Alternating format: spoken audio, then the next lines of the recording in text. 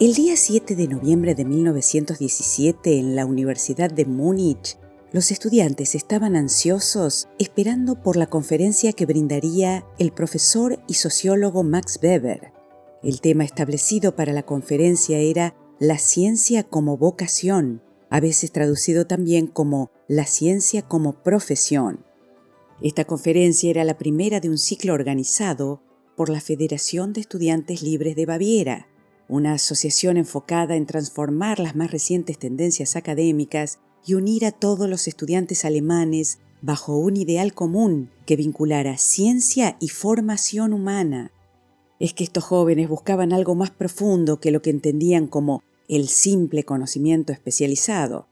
Muchos de ellos añoraban una visión integral del saber, un regreso al ideal cultivado en las universidades alemanas desde los tiempos de Guillermo de Humboldt, fundador de la Universidad de Berlín un siglo antes. Estos alumnos pensaban que la ciencia debía contribuir al desarrollo del carácter, no solo a la acumulación de datos y teorías, y estaban convencidos de que Weber podría ofrecerles una guía, una esperanza para entender mejor su rol en un mundo en proceso de racionalización.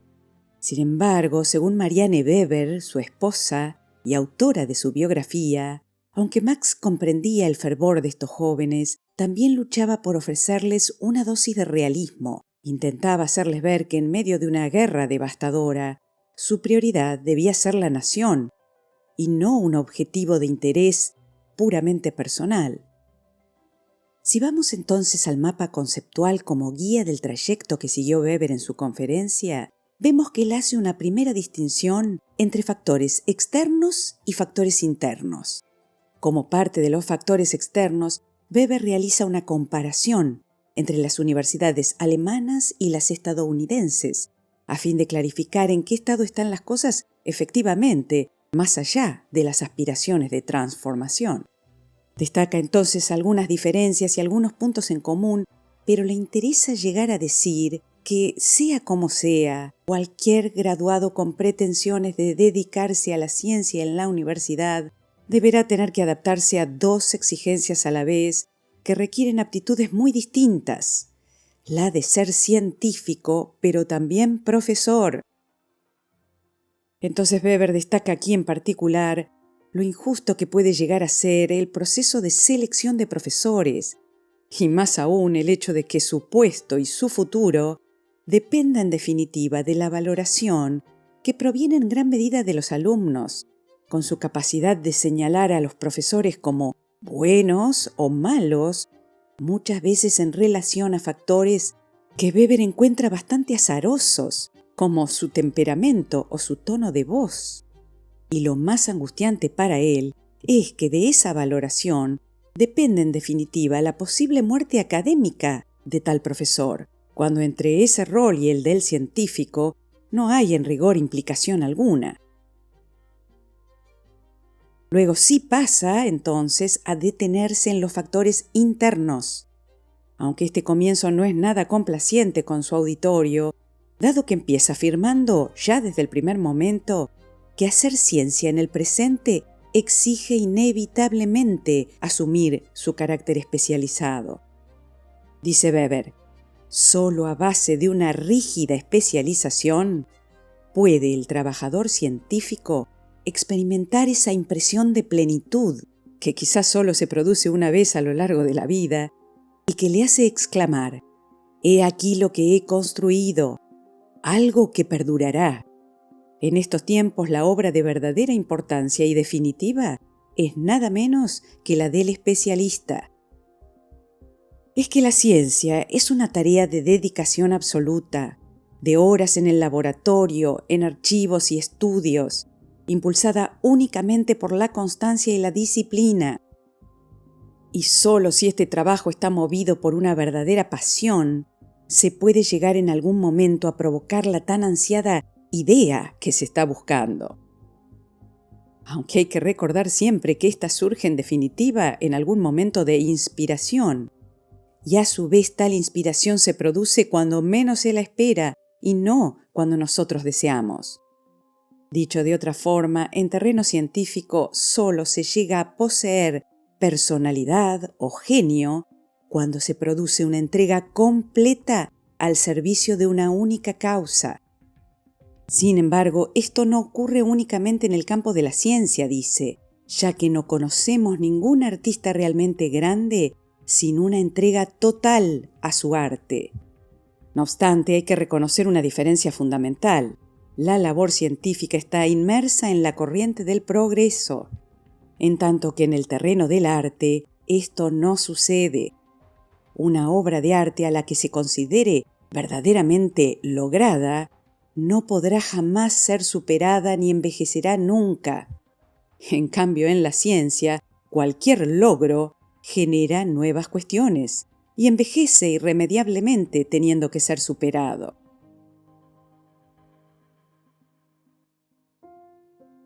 Pero entonces él mismo se pregunta, ¿por qué consagrarse a algo que realmente no tiene ni puede tener nunca fin? Bueno, en términos generales, dice, la finalidad de la ciencia es técnica. Nos permite encauzar nuestra acción en función de las expectativas y progresos que ella genera.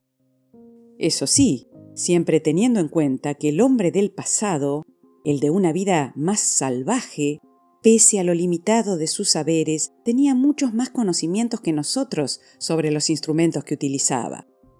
Hoy, dice, quien se sube a un tranvía no tiene idea de sobre qué leyes está basado su movimiento, mientras que aquel hombre del pasado sí sentía que tenía un dominio directo de su mundo, aunque fuera ante nuestros ojos de manera más precaria. Por lo tanto, Weber llega aquí a uno de los momentos más mencionados de su conferencia cuando dice: así pues, el proceso de la intelectualización y racionalización no representa un ascendente conocimiento global de las condiciones generales de nuestra vida. El significado es otro, representa el entendimiento o la creencia de que en un momento dado, en el momento que se quiera, es posible llegar a saber. Por consiguiente, que no existen poderes ocultos e imprevisibles alrededor de nuestra existencia. Antes bien, de un modo opuesto, que todo está sujeto a ser dominado mediante el cálculo y la previsión. Con eso queda al descubierto sencillamente que lo mágico del mundo está excluido. Pero entonces, ¿qué es esto de proceso de liberación de la magia? Lo que en otras traducciones aparece como desencantamiento del mundo. Se trata de un proceso que en la cultura occidental viene prolongándose desde hace miles de años, dice. Un proceso en el que la ciencia se va introduciendo como parte integrante y fuerza propulsora. Y esta desmagificación del mundo, dice Weber, ha traído consigo avances incuestionables, eliminando la necesidad de poderes ocultos o místicos en nuestras explicaciones sobre la naturaleza. Pero paradójicamente, también ha producido una creciente desconexión entre el hombre y su sentido existencial. Weber no retrocede aquí y afirma que, en efecto, la ciencia no puede darnos respuestas sobre el propósito o sobre el sentido de la vida. Por eso, llegado a este punto, realiza una interesante comparación del estado de cosas en la actualidad frente a las enormes expectativas que sobre el conocimiento hubo en el pasado. Y comienza por recordar la prodigiosa escena que Platón presenta en el libro séptimo de la República. La conocida alegoría de la caverna, esa gran metáfora del ascenso humano desde las tinieblas de la ignorancia hacia las luces del saber. Y dice que el fogoso entusiasmo que anima a la República de Platón es explicable porque en el fondo estaba aludiendo al descubrimiento del concepto como una de las más eficaces herramientas del conocimiento científico.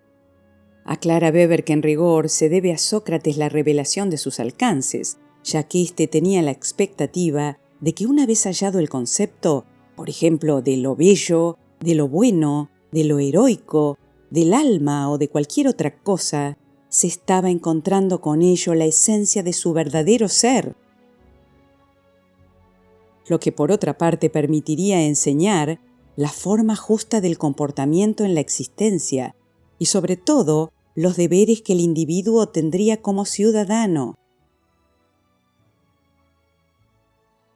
Un poco más adelante en el tiempo, dice, aparece como fruto del Renacimiento la segunda gran herramienta del trabajo científico, el experimento, sin cuyo auxilio habría sido imposible la ciencia empírica de nuestros días.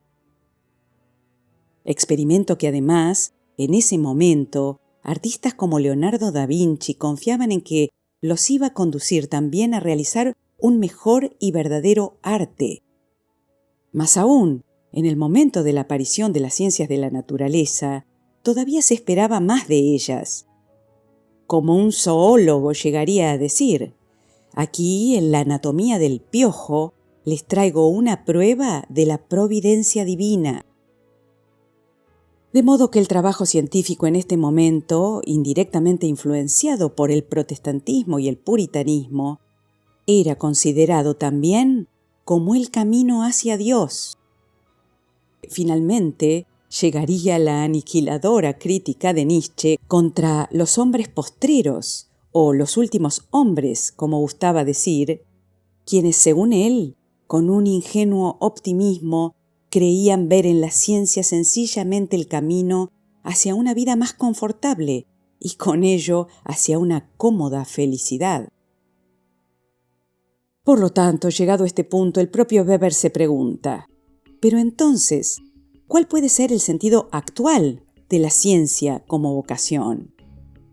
Y aquí llega un momento de gran sinceridad por su parte, cuando revela que para él la respuesta más acertada es la de León Tolstoy, contenida en las siguientes palabras: la ciencia carece de sentido, puesto que no tiene respuesta para las únicas cuestiones que nos importan, las de qué debemos hacer y cómo debemos vivir.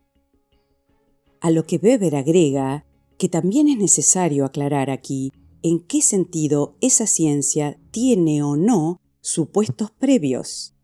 Porque dice, hay que reconocer que no hay trabajo científico que no tenga siempre como presupuesto la validez de la lógica y de la metodología, que son las disciplinas fundamentales para nuestra orientación en el mundo. Otro supuesto necesario suele ser el de que el resultado que se pretende obtener es valioso, dado que es evidente que se lo considera digno de saberse. De lo contrario, no se trabajaría tanto en pos de él. Por ejemplo, las ciencias naturales, tales como la física, la química o la astronomía, presuponen como algo obvio que las leyes descubiertas por ellas merecen ser conocidas. Y no ya solo porque estos conocimientos conduzcan a resultados técnicos, sino también por la satisfacción de quien las cultiva, movido por esa vocación de saber. Sin embargo, este supuesto, el de que la búsqueda de esas leyes tenga sentido, no es demostrable, dice Weber, como tampoco lo es el que este mundo, regido por tales leyes, merezca existir, o que él mismo tenga algún sentido, o que vivir en él lo tenga. De ahí que las ciencias de la naturaleza no se planteen tales cuestiones. La ciencia médica, por ejemplo, solo se ocupa de sanar y salvar la vida, pero no se pregunta si ésta es digna de ser vivida o en qué momento deja de serlo. Pero entonces Weber llega a un punto delicado cuando dice que examinará ahora la situación de las ciencias sociales, es decir, en las disciplinas que él tiene más próximas, como la sociología, la historia, la economía, la teoría del Estado. Y dice aquí que suele afirmarse, y que él comparte esa opinión, que la política debe quedar fuera de las aulas. Por el contrario, por ejemplo, si en una asamblea popular se habla de democracia, no es para guardar en secreto la propia opinión, ya que es obligatorio y moral, dice, en ese caso específico, tomar partido. Sin embargo, considera él que el verdadero maestro deberá cuidarse mucho de inducir a sus alumnos hacia una posición determinada, aprovechando de su autoridad como catedrático. Por el contrario, lo único que se le puede exigir es la honestidad intelectual necesaria para concebir que existen dos tipos de problemas cabalmente heterogéneos. De un lado, la comprobación de los hechos, la determinación de contenidos lógicos o matemáticos, o de la estructura interna de los fenómenos culturales. Y del otro, dice, la orientación en cuanto al comportamiento del hombre dentro de la comunidad cultural y de las asociaciones políticas. En este segundo caso, entonces, hay que aceptar que cuando uno se sale de lo puramente empírico, la pluralidad de opiniones y posiciones valorativas se vuelve inevitable. Por eso Weber dice metafóricamente que en este terreno axiológico se cae en el politeísmo. Es que sucede aquí de modo semejante a lo que ocurría en el mundo antiguo, cuando éste todavía no se había liberado de sus dioses y demonios. Al igual que los griegos ofrecían sacrificios, primero a Afrodita, después a Apolo y sobre todo a los dioses de sus propias ciudades, lo mismo ocurre hoy, dice, aunque el culto se haya desmitificado y ahora se trate de diferentes sistemas de creencias y valores. ¿Quién se atrevería a refutar científicamente la ética del Sermón de la Montaña? ¿O del principio que ordena no resistirás al mal? ¿O de la parábola que aconseja ofrecer la otra mejilla? Sin embargo, es evidente que desde un punto de vista mundano, esta es una ética de la indignidad. Hay que elegir entre la dignidad religiosa que aquí se ofrece y la dignidad viril, que dice, debes resistir al mal, pues de lo contrario serás responsable de su triunfo.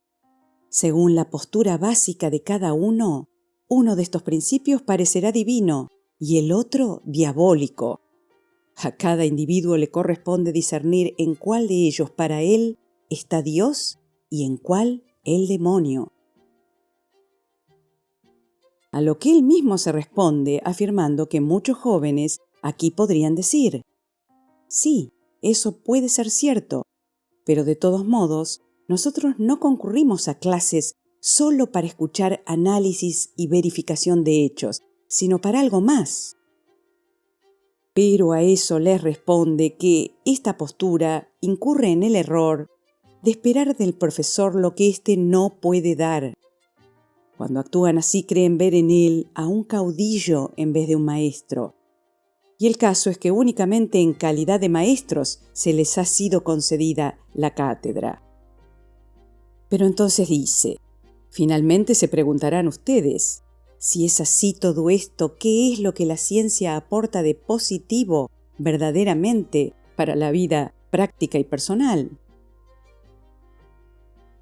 Primero dice, ofrece conocimientos técnicos, los que nos permiten dominar los más variados aspectos de la existencia.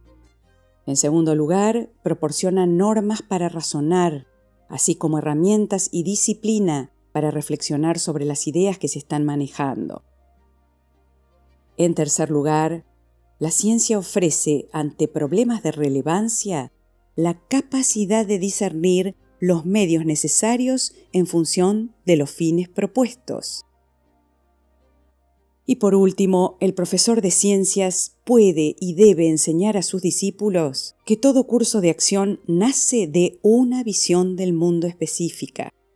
Y lo habitual es que se tenga que elegir entre varias posibles. Por lo tanto, que se deberá ser capaz de asumir la responsabilidad por las propias elecciones, sin esperar nunca certeza absoluta en el camino elegido. La conferencia de Weber impactó para bien a muchos estudiantes, pero también dividió opiniones.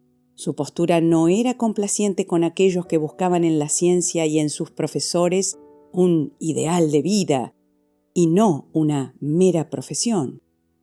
Sin embargo, para Weber aceptar la profesionalización no significaba necesariamente convertirse en un especialista sin espíritu o hedonista sin corazón, sino sencillamente en otorgar sentido y dirección a la propia vida en la apasionada tarea de cada día.